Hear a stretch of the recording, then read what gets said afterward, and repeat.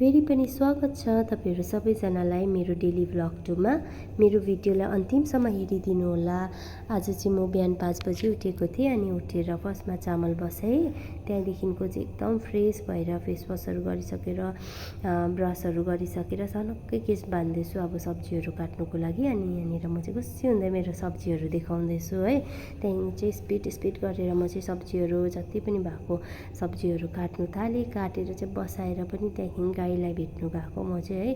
मेरो यो चारोहरु दिन्छु नि त गाईलाई। जाँदा जाँदै बाटोमा चाहिँ कस्तो दामी नजारा छ धानबारीको, कस्तो मज्जा लाग्छ यो देख्दाखेरि चाहिँ। अनि यो हेरिसके चाहिँ मैले गाईलाई भेट्नु गएको त बाख्रा पनि खुसी भयो मलाई देखेर। त्यहाँदेखि गाईलाई मैले चारो दिँदैछु अनि बाख्रालाई पनि अलिक चारो दिएँ। बाख्राहरु पनि खुसी हुँदै खाँदैछ है।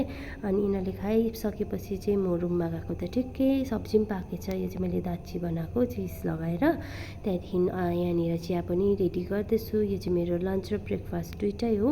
त्यहाँदेखिको चाहिँ म यहाँनिर चिया पनि बनाउँदै त्यहाँदेखिको पसिना हेर्नु नि भन्दै पसिना देखाउँदै यहाँनिर म चाहिँ प्रेस गरेर यो चाहिँ स्कुल पुगिसकेको।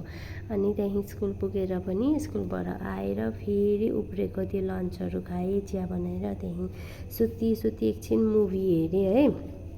त्यहाँदेखि मुभी हेरिसकेर फेरि सुती लडी फ्यानको अगाडि बसेर चाहिँ एउटा बुक पढेँ। त्यहाँदेखि पढिसके बेलुकाको यो 2-4 रोटी मैले घिउमा पोलेको थिएँ त्यो अब खानुको लागि चाहिँ यहाँनिर मैले नेल पेन्ट लगाएको कस्तो देख्यो तपाईहरुले भनिदिनु होला। अनि खाएर चाहिँ म सुतेँ। Thank you for watching.